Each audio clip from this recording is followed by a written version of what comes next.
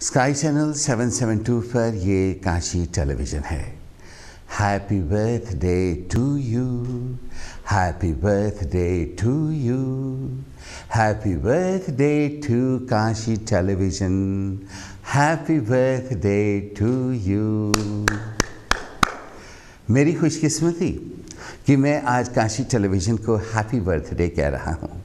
आज काशी टेलीविज़न आप सबकी दुआओं से बिज़नेस कम्युनिटी की एडवर्टाइजमेंट करवाने की वजह से और जिन्होंने काशी टेलीविज़न को बनाया उनकी अथक मेहनत की वजह से काशी टेलीविज़न 4 साल का हो गया है। ये किसी महान व्यक्ति का सपना तो था ही, बल्कि और बहुत से लोग ऐसे जो कि ना एडवर्टाइजमेंट करवाते हैं, ना ही कभी सामने आते हैं और ना ही कभी टेलीफोन करते हैं, हमेशा चाहते थे कि हमारी एक ऐसी जगह हो जहां पर हम बैठ के निडर होकर बात कर सकें। बल्कि वही नहीं, एक ऐसी जगह हो जहां पर हर कम्युनिटी का, हर मज़हब का, हर कंट्री का पर्सन आए और आकर काम भी कर सके और अपने विचार भी सामने रख सकते, अपनी हॉबीज़ के बारे में भी बता सके और अपने टेस्ट से भी लोगों को वाकिफ़ करवा सके। आज अगर हम चारों तरफ नज़र घुमा कर देखें तो काशी टेलीविज़न जैसा प्लेटफॉर्म और कहीं पर भी नहीं है। सभी भाइयों और बहनों को काशी टेलीविज़न की तरफ से बहुत बहुत वेलकम है कि संडे को दोपहर को 1 बजे से लेकर शाम के 3 बजे तक आपकी सेवा में cake cutting ceremony Kashi television के स्टूडियोज़ में होगी। अब काशी टेलीविज़न का स्टूडियो कोई एक छोटी सी खुड नहीं है, काशी टेलीविज़न का स्टूडियो कोई एक टीन का शेड नहीं है या फिर कपड़े का टेंट नहीं है। कभी आप आकर हमारी बिल्डिंग की तरफ नज़र दौड़ाइए, बड़े बड़े वेटिंग रूम, बड़े बड़े रिटायरिंग रूम, बड़े बड़े ऑफिस और 24/7 ओपन किचन और बहुत ही साफ़ सुथरे और नाइस किस्म के टॉयलेट्स। ऐसी जगह काशी टेलीविज़न है और ऐसी जगह से आपको इनविटेशन आ रहा है कि आप केक कटिंग सेरेमनी जब काशी टेलीविज़न की होगी संडे को तो ज़रूर तशरीफ़ लेकर आइएगा। जो लोग मुझे मिलना चाहते हैं ज़रूर आइएगा। और फिर जो लोग परछाई के फैंस हैं, परछाई की कहानियों के बारे में बात करना चाहते हैं, मिलकर और कहानियाँ लिखने के बारे में बात करना चाहते हैं, बिज़नेस कम्युनिटी के कुछ ऐसे लोग हैं जो कि मिलना चाहते हैं कि किस तरह से एडवर्टाइजमेंट्स बनाए जाएं कि पब्लिक की नज़र में ज़्यादा से ज़्यादा आएँ, तो वो लोग ज़रूर तशरीफ़ लेकर आएँ और काशी टेलीविज़न को भी देखें, हमारे इतने बड़े स्टूडियो को भी देखें। और इसके अलावा काशी टेलीविज़न के ट्रस्टीज़ भी यहाँ होंगे, जो काशी टेलीविज़न के मालिक हैं वो भी यहाँ होंगे, सबसे आकर मिलें।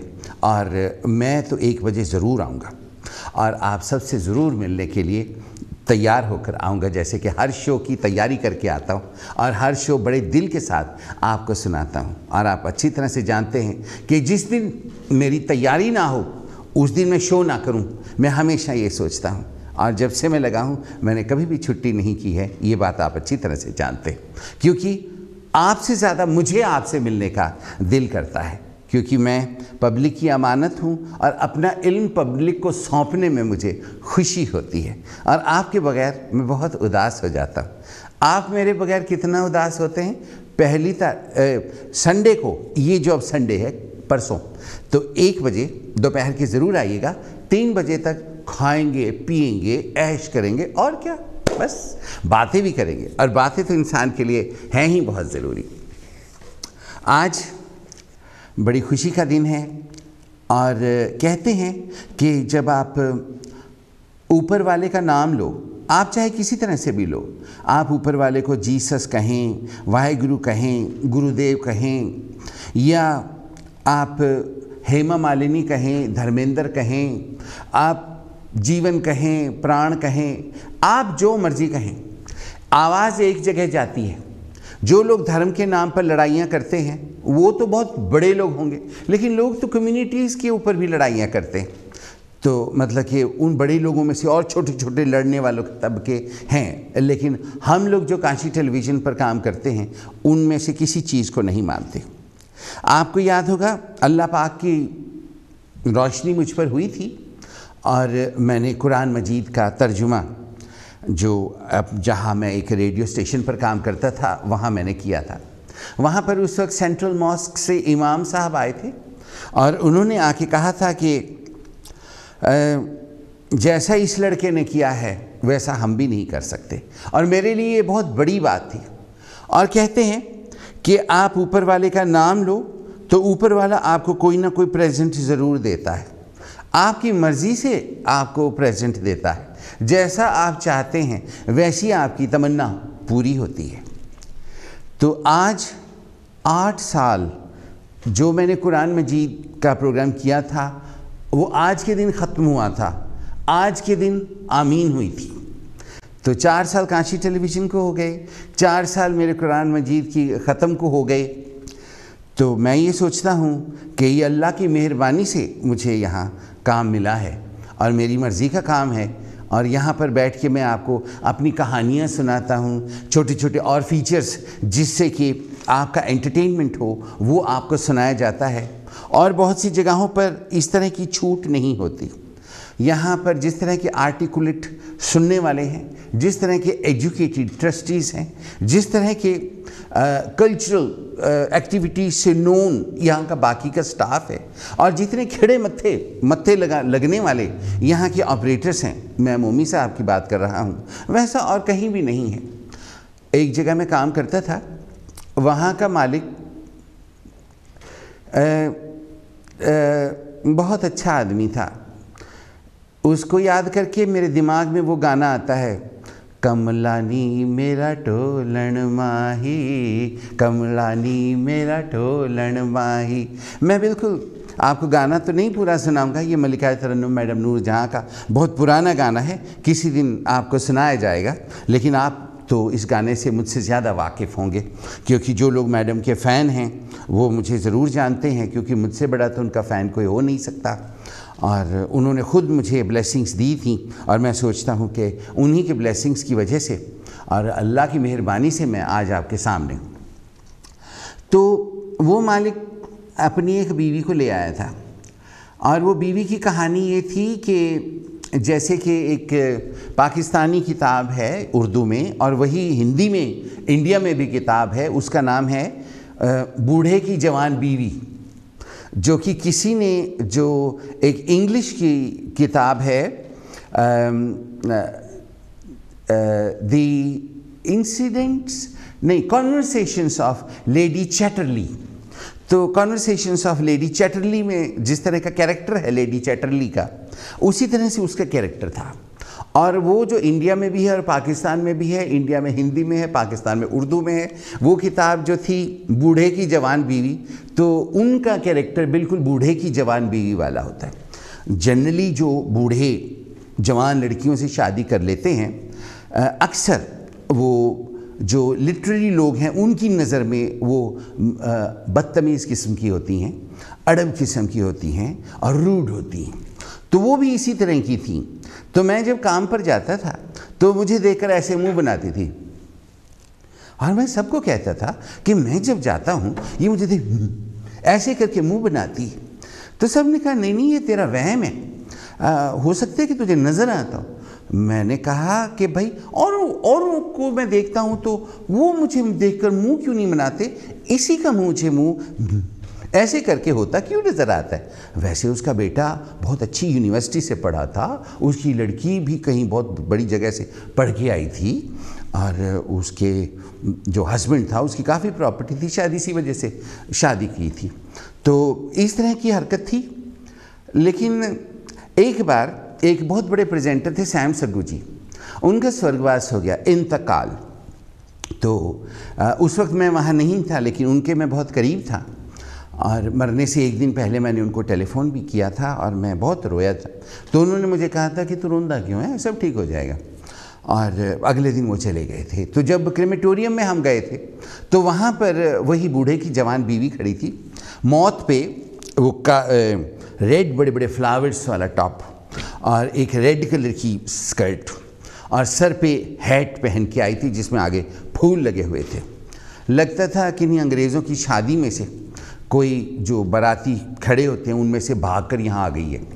तो वहाँ खड़ी थी, तो वहाँ सबके सामने उसने करके मुझे मुंह बनाया, सब ने देखा लेकिन किसी ने कुछ नहीं कहा। लेकिन यहाँ ऐसा माहौल नहीं है। मैं सुबह आता हूँ तो जो भी यहाँ हैं बड़े प्यार से मुझे मिलते हैं और मुस्कुरा कर हेलो करते हैं।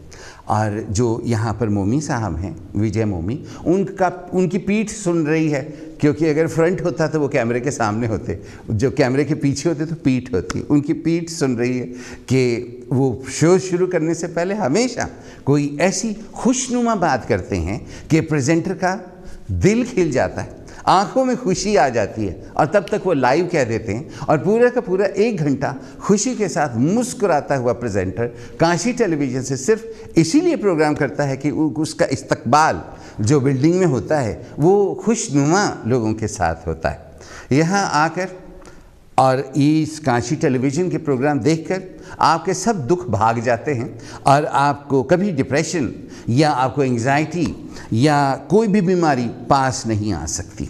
क्योंकि यहाँ की जो ट्रांसमिशंस हैं वो बड़े खुश लोग पेश करते हैं, और इन खुश लोगों के पीछे भी जो लोग होते हैं वो भी बहुत खुश किस्म के लोग होते हैं।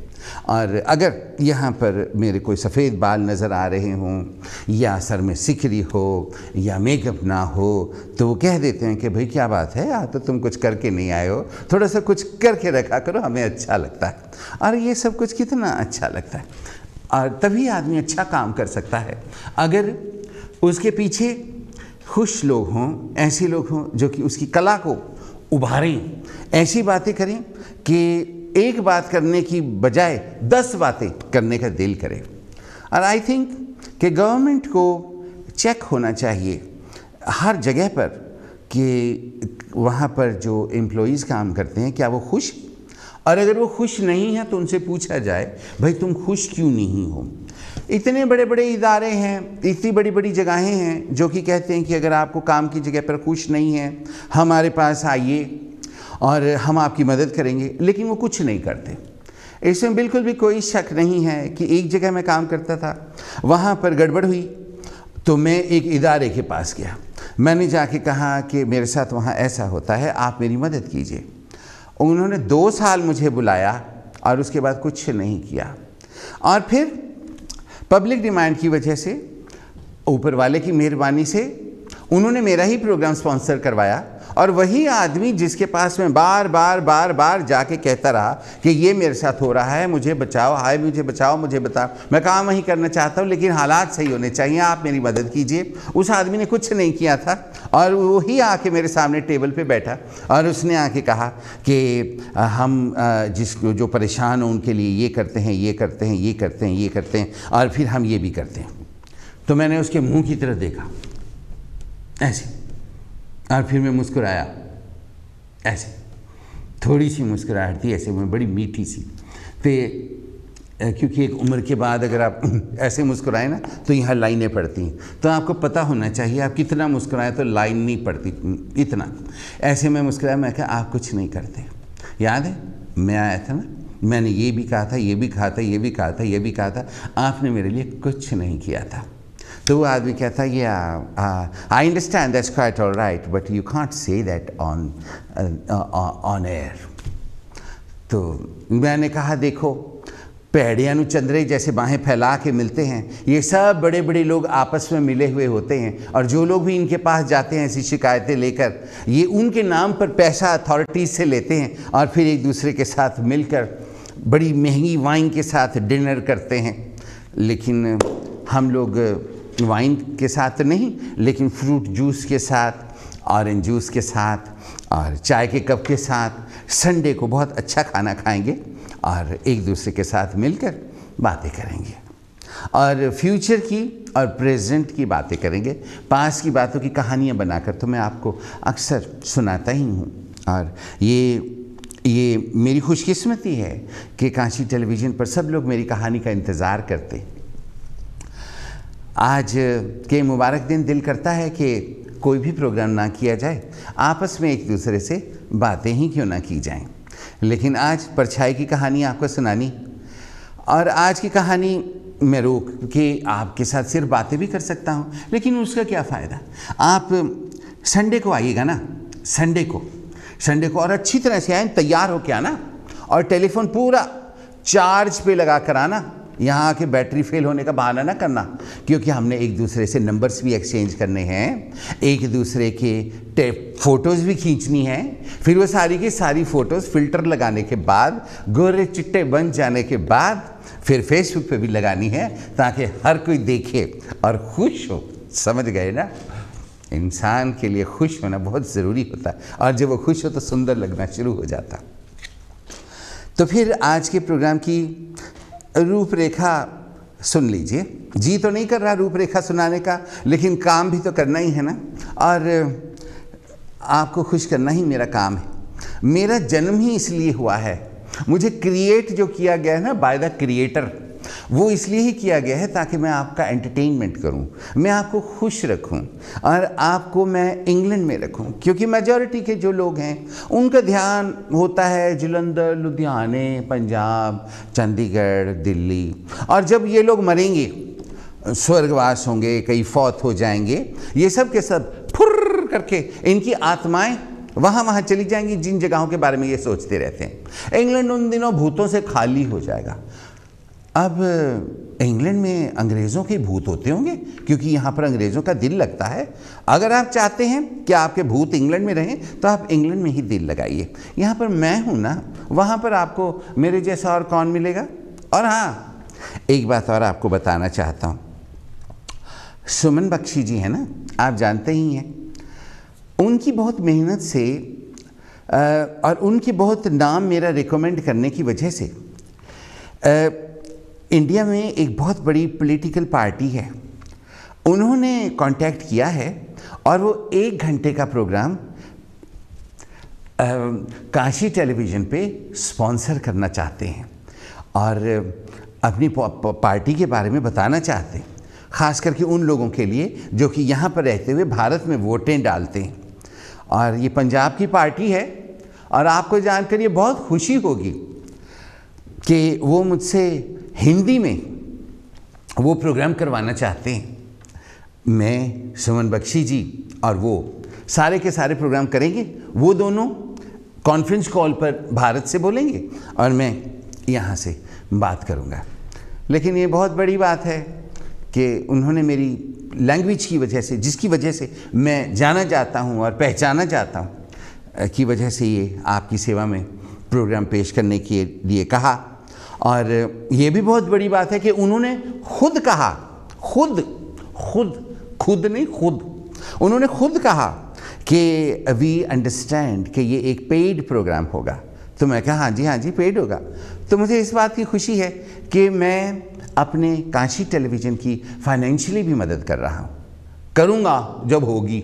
आपने कितनी की है ये तो आपको अच्छी तरह से मालूम ही है। काशी टेलीविज़न पर आज की जो प्रोग्राम है उसकी रूपरेखा सुन लीजिए।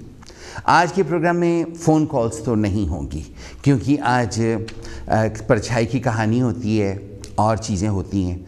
तो जो फ़ोन कॉल होंगी उसकी जगह पर आप खुद इनविटेशन है, आपको आना होगा काशी टेलीविज़न के स्टूडियो में संडे को 1 और 3 बजे के बीच।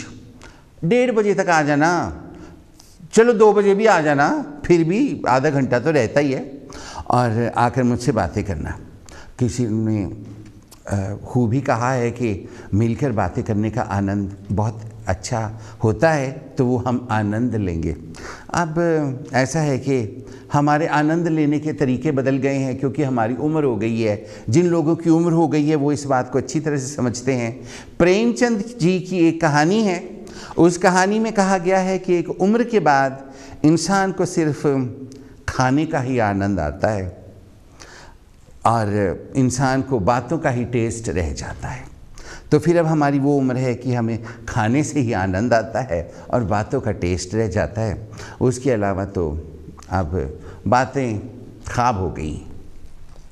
तो आज के प्रोग्राम की रूपरेखा सुनिए। आज के प्रोग्राम में आपकी सेवा में आज श्रीमती सुमन बख्शी जी नहीं आ रही हैं, क्योंकि आज उनकी तबीयत ख़राब हो गई। फरीदाबाद के बादशाह खान अस्पताल में उनको इंजेक्शन लगा है, लेकिन ख़तरे की कोई बात नहीं है, उनकी जान सेफ़ है। अगले हफ्ते वो ज़रूर आएंगी। तो एक फीचर तो चला गया। तो उसके बाद अब परछाई की कहानी आज आपकी सेवा में सुनाई जाएगी, तकरीबन 5-6 मिनट के बाद। क्योंकि मैं जब ताज़ा आया था काशी टेलीविज़न, उन दिनों काशी टेलीविज़न खुला था, तब का आंखों देखा हाल क्या था ये भी आपकी सेवा में बताना है। ये 4 साल पुरानी बात है। हम लोगों को तो 100 साल पुरानी बातें याद रहती हैं, 4 साल तो कौन सी बड़ी बात है। तो जी, आज की जो परछाई की कहानी है वो इसलिए लिखी गई है ताकि आपको पसंद आए।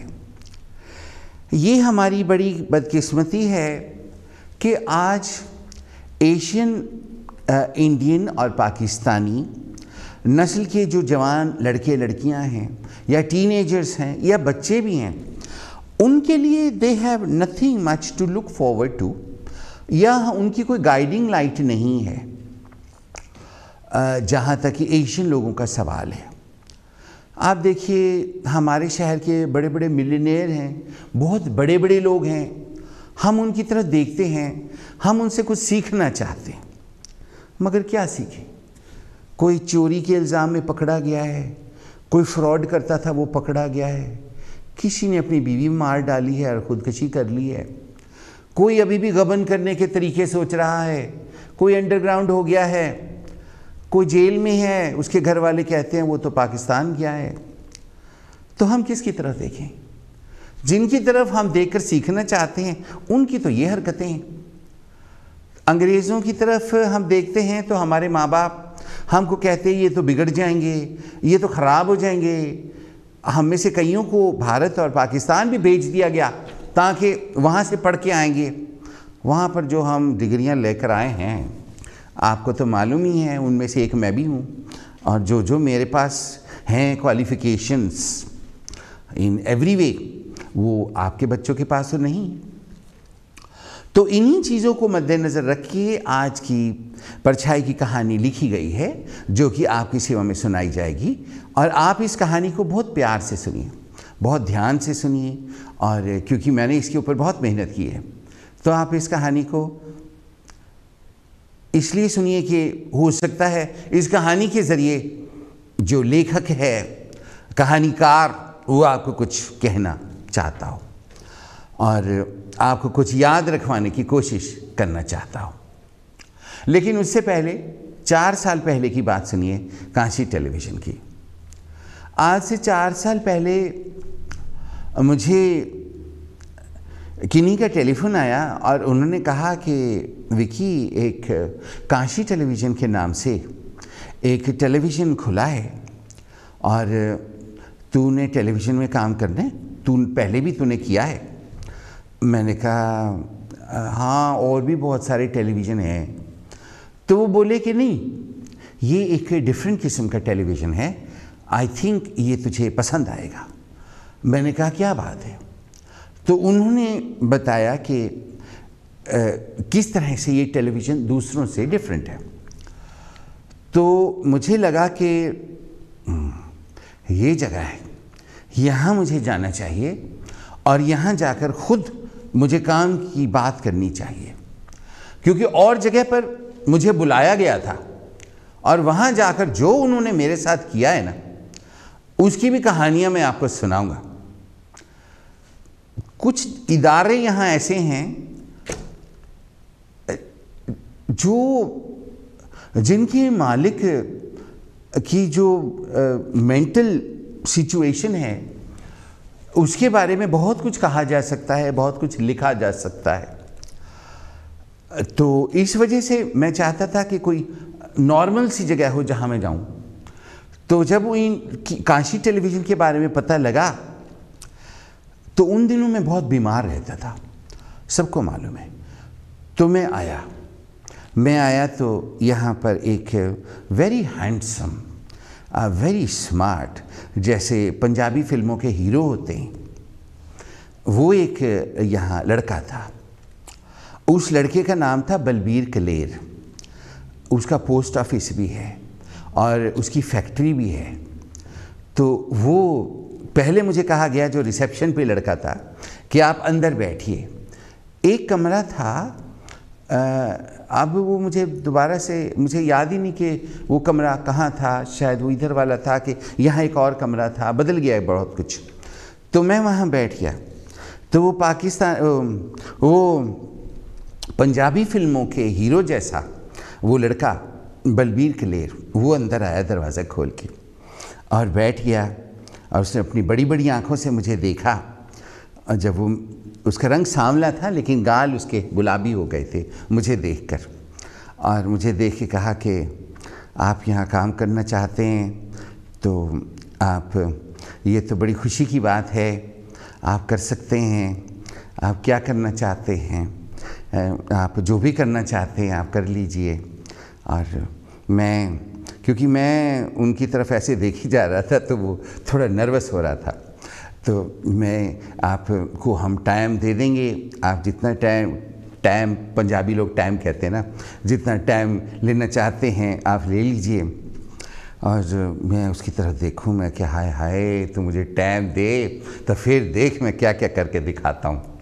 तो बस इतनी बात हुई, और उसके बाद बड़ी खुशी के साथ जब काम मिल गया तो हम उठे, मैं उनके गले लगा। तो ना ही वो आदमी खूबसूरत था बल्कि उसकी बॉडी भी बहुत अच्छी थी, दारा सिंह जैसी, नाइस डौले थे, चौड़ी छाती, शर्ट, उसे बटन भी ऊपर का खोला हुआ था, बड़ा स्टाइलिश आदमी था, गले में सोने की चेन भी पहनी हुई थी, मुझे याद। मैंने उसके पैरों की तरफ देखा था तो उसके पैर इतने बड़े बड़े नहीं थे, नाइस पैर थे। और इंसान की बॉडी का हर अंग जो होता है उसकी पर्सनैलिटी के बारे में बताता है, और मैं जब किसी को देखता हूँ तो मैं उसको अच्छी तरह से ऊपर से नीचे, लेफ़्ट से राइट, आगे पीछे, हर तरफ देखता हूँ। तो मैंने देखा उसके पैर जो थे नॉर्मल साइज़ के थे। जनरली ये कहा जाता है कि पैर वड्डे गंवारां दे, तो गंवार नहीं था वो मेरी सोच के हिसाब से, बाकी हर किसी की अपनी अपनी सोच। और भी बहुत कुछ देखा मैंने जो मैं आपको बताऊंगा धीरे धीरे, तो वो देखकर आपको पता लगेगा कि कैसे कैसे पर्सनैलिटी रीडिंग की जा सकती है। फिर मेरा तारुफ उनके भाई साहब से हुआ, हंसराज जी से। तो हंसराज जी ने कहा कि आप तो मेरे भाई को बहुत पसंद करते हैं, उनके बारे में इतनी अच्छी बातें करते हैं।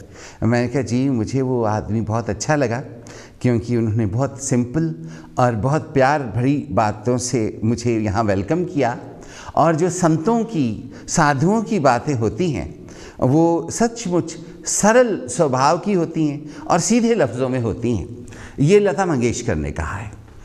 तो वो भी क्योंकि सरल स्वभाव से बोल रहे थे, तो उनके साथ बात करते हुए मुझे ऐसे लगा जैसे मैं किसी सत्संग में बैठा हूँ। और फिर वो चले गए थे। एंड देन उन्होंने कहा, हंसराज जी ने, कि ज़रा ख्याल रखिएगा उसकी नेचर गुस्से वाली है। तो मैंने उनको कहा था कोई बात नहीं, जो एक सॉलिड आदमी होता है और जो एक मेहनती आदमी होता है वो उसकी नेचर गुस्से वाली होती है, क्योंकि वो उसकी नेचर नहीं होती, वो बोलता ऐसे है कि लगता है कि वो गुस्से में बोल रहा है, क्योंकि उसको हर चीज़ अपनी तरह से परफेक्ट चाहिए होती है। यानी कि अगर वो टेबल पे बैठा है तो ये नहीं है उधर पेन पड़ा इधर पेन पड़ा है, हर चीज़ अपनी जगह पे ठीक पड़ी होनी चाहिए, हर चीज़ करीने में होनी चाहिए। मैं अगर टेबल छोड़ के जाता हूँ, पेन मैं ऐसे छोड़ गया, कापियाँ इधर पड़ी हैं, पेन उधर पड़ा है, तो वो दूसरे उसको अच्छा नहीं लगेगा, क्योंकि वो खुद एक करीने वाला पर्सन है। उसके बाद मिसेस रंधावा भोली बहन जी, उनसे मेरी मुलाकात हुई और मैंने देखा कि वो कितनी मेहनती लड़की है, और उनके हस्बैंड उनसे प्यार तो बहुत करते हैं लेकिन उनका साथ उनके सपोर्टर की तरह करते।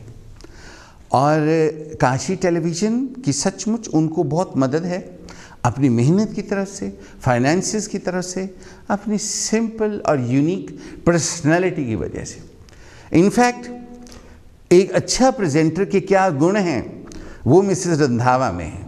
हम सब के अपने स्टाइल हैं, अपने तरीके हैं, हम में से हर कोई अपनी अपनी तरह से लोगों के सामने आता है, मगर हम सबको उनकी तरफ भी देखना चाहिए और उनके हार्ड वर्क की तरफ भी देखना चाहिए, और उनके हार्ड वर्क को देखते हुए कुछ करने की सीखना चाहिए।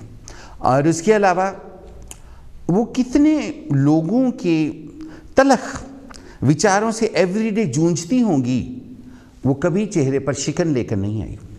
क्योंकि एडवर्टाइजमेंट्स लेने के लिए बाहर जाना, एक लड़की होते हुए तरह तरह के लोगों से मिलना, तरह तरह की लोगों की बातों को बर्दाश्त करना, आपके मुंह के सामने साफ मना कर देना, एक बार टेलीफोन बात करने के बाद आपका टेलीफोन ना उठाना, आपके मैसेजेस का रिपीटेडली उनको छोड़ना और कोई जवाब ना आना, या फिर लोगों का रूड तरीके से बात करना, बहुत दिल तोड़ता है, मेरा भी तोड़ता है।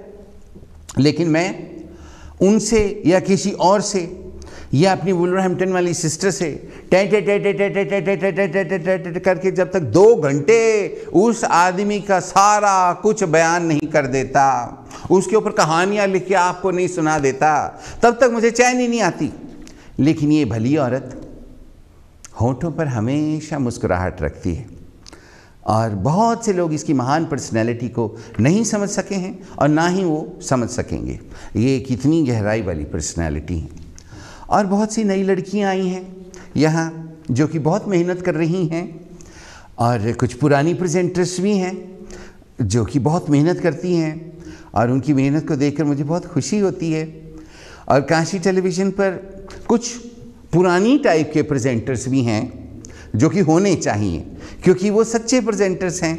मैं उनको प्रेजेंटर मानता हूँ क्योंकि उन्हीं को देख देख कर हम बड़े हुए हैं, उन्हीं को देख देख कर हम एशियन टेलीकास्टिंग में आना चाहते थे।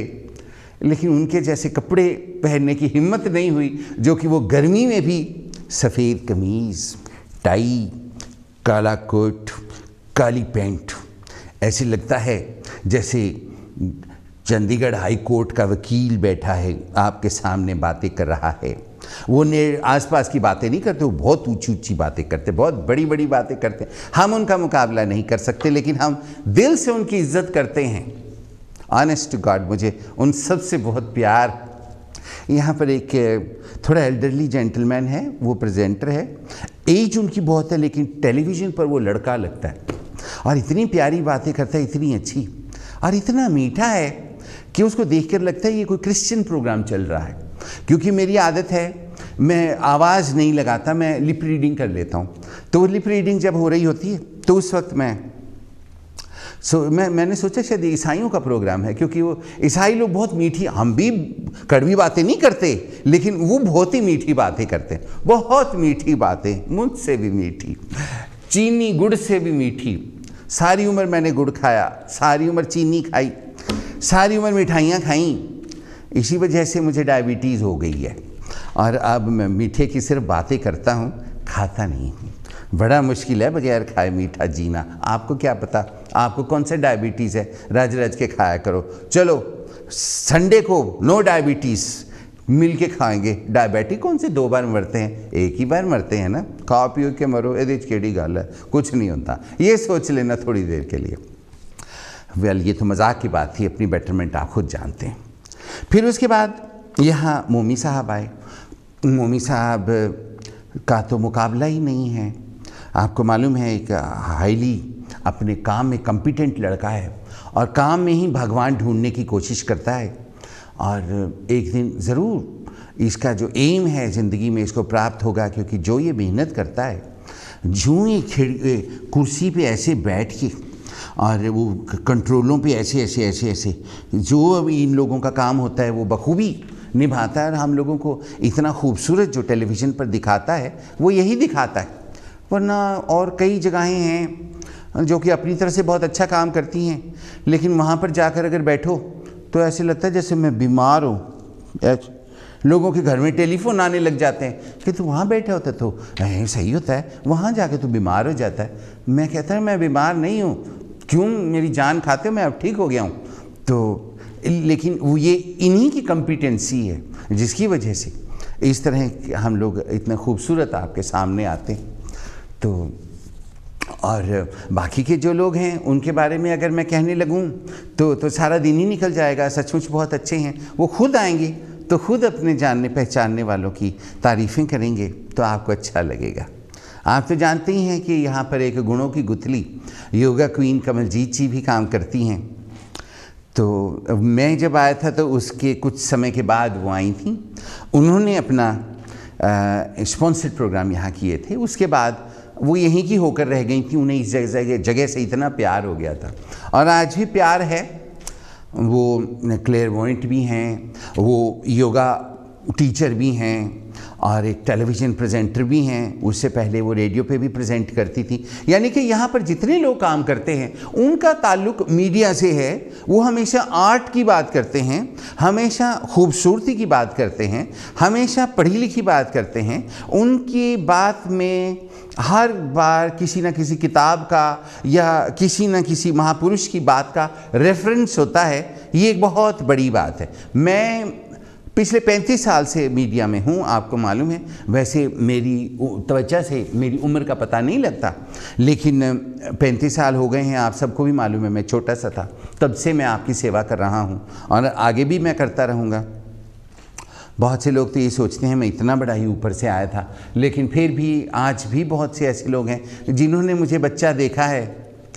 एक श्रीमान हरभजन जर्मनी जी की मैं बहुत इज़्ज़त करता हूँ। उनकी गोदी में मेरी फ़ोटो भी है और अब वो बोल नहीं सकते, अब पहचानते भी शायद ना हों। वो बहुत ओल्ड हो गए हैं और जैसे जैसे वो प्रोग्राम्स टेलीविज़न्स पर और रेडियो पर करते रहे, उनके जैसा आर्टिस्ट सूफ़ी संगीत को समझने वाला कोई भी नहीं है। ये सब लोग आज भी हमारे बीच हैं। एक दिन ऐसा होगा हम बिल्कुल अकेले हो जाएंगे। उस दिन पता नहीं हम किसकी तरफ देखेंगे। ऑलरेडी आज की जो जनरेशन है उसके पास आगे देखने के लिए कुछ नहीं है। वो क्यों नहीं है ये पहले आपको बता दिया गया था।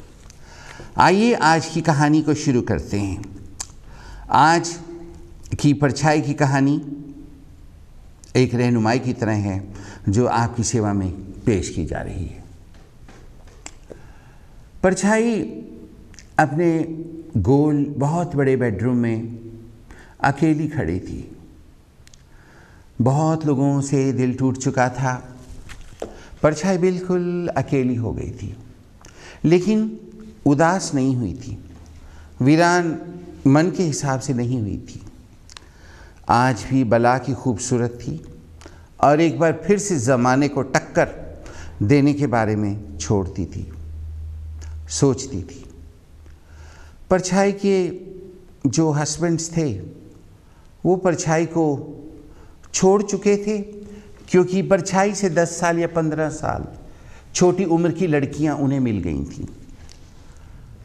जैसे बुढ़े बकरे का मीट कोई नहीं खाता, उसी तरह से एक उम्र के बाद एक औरत कई आदमियों को बुरी लगने लगती है और वो उसको छोड़कर जवान लड़कियों की तरफ चले जाते हैं। बिल्कुल ऐसे जैसे कई कपड़े की दुकानों के मालिक अपनी बीवियों को छोड़कर दुकान ही में काम करने वाली सेल्स गर्ल के साथ भारत में एलोप हो जाते हैं और कई दिनों के बाद मर्डर्ड भी वो पाए जाते हैं। अगर आप लेखिका शिवानी की किताब पढ़ें तो एक किताब है, उसका नाम है रति विलास। उसमें ये कहानी में इस बात का रेफरेंस है और जिक्र भी है। फिर उसके बाद परछाई के बहुत से लवर्स भी आए। कई उससे उम्र में छोटे भी थे, जिनको कि उनकी माँ ने मना कर दिया, मम्मी ने मना कर दिया। इस वजह से वो परछाई से मिलने जुलने से हट गए, क्योंकि वो मम्मी परछाई के साथ तो दोस्ती रखना चाहती थी और देर रात तक काफ़ी बातें करना चाहती थी, मगर अपने लड़के को कहती थी कि परछाई एक गंदी लड़की है और इसकी परछाई से भी तुम दूर रहो। तो खुद वो पता नहीं क्यों परछाई के साथ वक्त बात करती थी और परछाई के 100 मना करने के बाद भी मोहल्ले भर के लड़कों के बारे में वो लड़कों की माएँ बात किया करती थीं। परछाई छोटी उम्र की होने के बावजूद अपने से बड़ी उम्र के लोगों के साथ ताल्लुक़ रखती थी, क्योंकि वो सोचती थी इससे उसको सीखने के लिए बहुत कुछ मिलता है। परछाई एक दिन फेसबुक देख रही थी, तो फेसबुक पर परछाई ने देखा कि वहाँ पर एक औरत जिसका नाम था रंजना, रंजना ने लिखा था कि मुझे मेरी दादी बहुत याद आती है। मेरी दादी के पास एक छोटा सा बटुआ था जिसमें हमेशा पैसे होते थे और वो बटुआ कभी भी खाली नहीं होता था। परछाई ने नीचे लिखा, क्या डिप्रेशन की बातें कर रही हो? क्या तुम्हें सोशल सिक्योरिटी कुछ नहीं देती? क्या तुम जहाँ काम करती हो वहाँ से तुम्हें पैसे नहीं मिलते? क्या तुम्हारा पति तुम्हें पैसे नहीं देता? आज भी तुम्हें तो अपनी दादी का ख्याल आ रहा है। हम लोगों की उम्र तक दादियाँ नहीं होती, हम खुद दादियाँ बन जाती हैं। तुम भी किसी की दादी हो, तुम भी एक बटुआ रखा करो, आगे पैसे दिया करो, तो अपनी दादी को भूल जाओगी, क्योंकि दादी का कैरेक्टर तुम्हारे अंदर आ जाएगा। तुम दादी की उम्र की हो और अपने आप को ऐश्वर्या राय समझती हो, तुम्हें शर्म नहीं आती? परछाई सोचती थी कि मैच्योर हो जाने से कई फ़ायदे हो जाते हैं। पहला फ़ायदा तो ये होता है कि बेलगाम घोड़े की तरह आप कुछ भी अपना मुंह खोल के किसी को कुछ कह सकते हैं।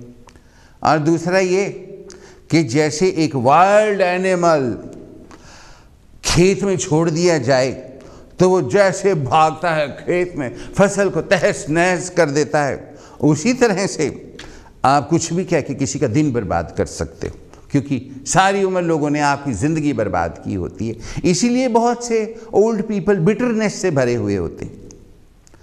परछाई ने उसको लिखा और ये भी लिखा कि तुम्हारी दादी का तो भूत भी मर गया होगा और मरने के बाद वो पिशाच बन गया होगा, क्योंकि भूत मर जाते हैं तो पिशाच बन जाते हैं, पिशाच मर जाते हैं तो वो श्लेडे बन जाते हैं। जब श्लेडे में मर जाते हैं तो उसके बाद वो प्रेत बन जाते हैं। प्रेत भी जब मर जाते हैं तो उसके बाद उनकी गति हो जाती है और वो ऊपर चले जाते हैं। ये सब मानने ना मानने पे डिपेंड करता है, ये चंदा मामा की किताबों में लिखा होता है। और परछाई ने उसको प्रेस किया, सेंड, और रंजना के पास वो कमेंट चला गया। रंजना जी के पास वो कमेंट जाने के बाद परछाई बेडरूम से नीचे आ गई। नीचे परछाई का ड्राइंग रूम था जिसमें बड़ी बड़ी खिड़कियां थीं। खिड़कियों पर नेट्स के कर्टन थे, एक्सपेंसिव नेट के, बहुत पतले, जैसे पुराने ज़माने में एक्ट्रेसेस की चुन्नियाँ होती थीं और चुन्नियाँ, और फिर बड़े एक्सपेंसिव मोटे सिल्क के कर्टन थे। परछाई के जो कारपेट थे वो ईरान के बने हुए थे। परछाई का फर्नीचर स्पेशली इटली से बन के आया था। परछाई के कर्टन्स इतने थिक थे कि पैर रखो तो सारा का सारा पैर उसमें चला जाता था।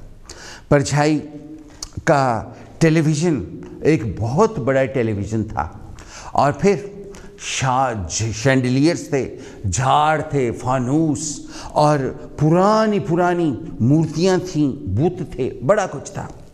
उनके बीच में परछाई बैठी होती थी तो ऐसे लगता था जैसे मुजस्समा हुस्न बैठा हो। मुजस्समा कहते हैं मूर्ति को, बुत को मुजस्समा। हुस्न मतलब के खूबसूरती की देवी, सिल्क जैसी कोमल त्वचा थी, एक भी बाल नहीं था सारी बॉडी पर। और आसमान से, इंद्र के दरबार से जब अप्सराएं देखा करती थीं तो वो भी शर्मा जाती थीं और शर्मा के मुंह छुपा लेती थी कि हाय हाय, ये इतनी खूबसूरत किसको बना दिया ऊपर वाले ने, क्या मतलब होगा इतनी सुंदर बनाने का, सोचा करती थी। परछाई बैठी थी और इतनी खूबसूरत होने के बाद भी सबने छोड़ दिया।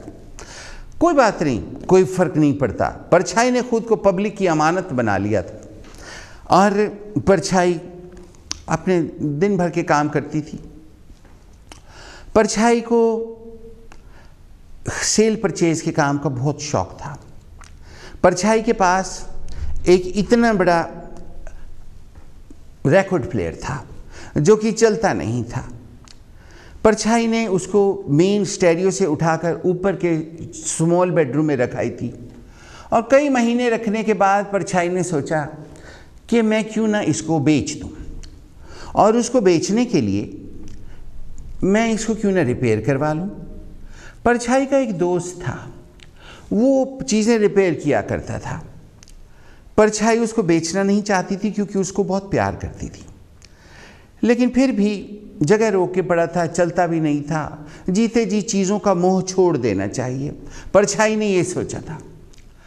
परछाई उसको ले गई बाहों में उठाकर और अपनी कार में रख के अपने दोस्त के घर गई। दोस्त घर पे नहीं मिला तो उसको वो वापस ले आई। उन दिनों इंग्लैंड में बहुत गर्मी पड़ रही थी और 3-4 दिन वो रिकॉर्ड प्लेयर गाड़ी में ही पड़ा रहा। रिकॉर्ड प्लेयर में फॉल्ट ये था कि जब वो चलता था तो वो ऐसे चलता था, हुस्न चला है इश्क से मिलने, रात गजब की ढाए, जुल्म की बदली छाए, ऐसे। जबकि ये गाना ऐसे है, चांद छुपा और तारे डूबे, रात जुल्म की छाई, हुस्न चला है इश्क से मिलने, जुल्म की बदली छाई, हो रात गजब की आई। महेंद्र कपूर की आवाज़ में ये जो गाना आपने सुना होगा, अभी आपने विकी गिल की आवाज़ में सुना, ऐसे। तो उसके बाद परछाई उसको अपने दोस्त को फ़ोन किया कि कई दिन से वो रेडियोग्राम मेरी गाड़ी में पड़ा है और कई दिन से मैं तुम्हारे पास आने की सोचती हूँ, तुम मुझे घर नहीं मिलते, आज मिल जाओ ना, तुम्हें मैं खुद चाय बना के पिलाऊंगी और मेरा रिकॉर्ड प्लेयर तुम ठीक कर दो, देखो मैं इसको बेचना चाहती हूँ। उसने कहा ठीक है, तुम 4 बजे आज आ जाना। परछाई अपने दोस्त के घर में पहुंची, गाड़ी से रिकॉर्ड प्लेयर को उठाया, उसके घर में रखा। उसने कहा मैं देखता हूँ। उसने उस रिकॉर्ड प्लेयर को ऑन किया, एक इंग्लिश का रिकॉर्ड रखा, उसको चलाया, रिकॉर्ड प्लेयर बिल्कुल ठीक चल रहा था। परछाई ने कहा ये कैसे चल पड़ा, ये ठीक नहीं है, ये रिकॉर्ड प्लेयर को मैंने बहुत बार चलाया, ये तो चलता ही नहीं था, अब ये कैसे चल गया है, मैं बड़ी परेशान हो गई हूँ, तुमने ज़रूर कुछ किया, मुझे बताओ ना क्या किया है। इसकी बेल्ट ख़राब थी। वो कहने लगा नहीं, इसमें बेल्ट डलती नहीं, ये तो बेल्ट लेस है। परछाई ने कहा मुझे समझ नहीं आती।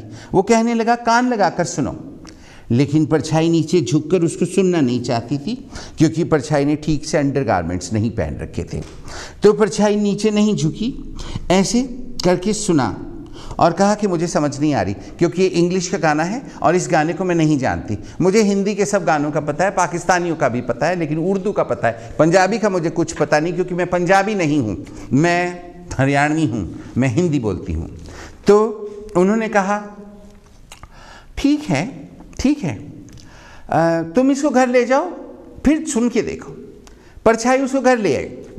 घर लाकर उसने सारी तारों को लगाया, रिकॉर्ड रखा और नसीब फिल्म का रिकॉर्ड रखा और उसमें गाना आया। नसीब फिल्म के जो गाने थे उनमें से एक गाना चला, परछाई भूल गई। तो वो गाना जब चला तो बिल्कुल ठीक चल रहा था। परछाई ने सोचा कि क्या हो सकता है।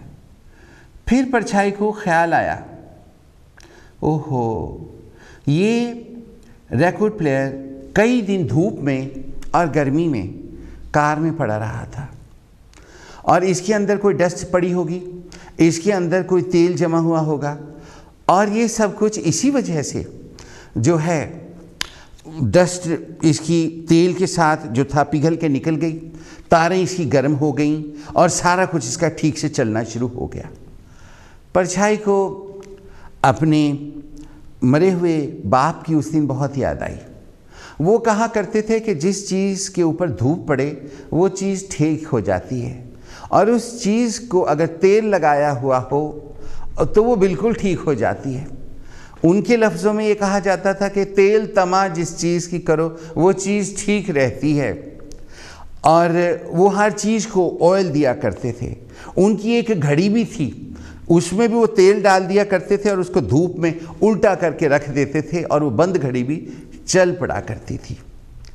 परछाई को उस दिन अपने पिता बहुत याद आए और पुरानी जो बातें थीं वो सब कुछ बहुत याद आई और परछाई ने सोचा कि मैं खुशकिस्मत हूँ कि मेरे पास वो लोग हैं जिनको देखकर मैं फ्यूचर की ज़िंदगी खुशहाली के साथ चल सकती हूँ। और इसके साथ ही आज का प्रोग्राम भी यहीं पर समाप्त होता है। संडे को 1 और 3 बजे के दरमियान आपने मुलाकात का वादा किया है, भूलना ना। मैं 1 बजे आ जाऊँगा, 3 बजे तक यहीं रहूँगा और आपका इंतज़ार करूँगा। और बाकी काशी टेलीविज़न के सब प्रेजेंटर्स यहीं होंगे, ट्रस्ट यहीं होंगे।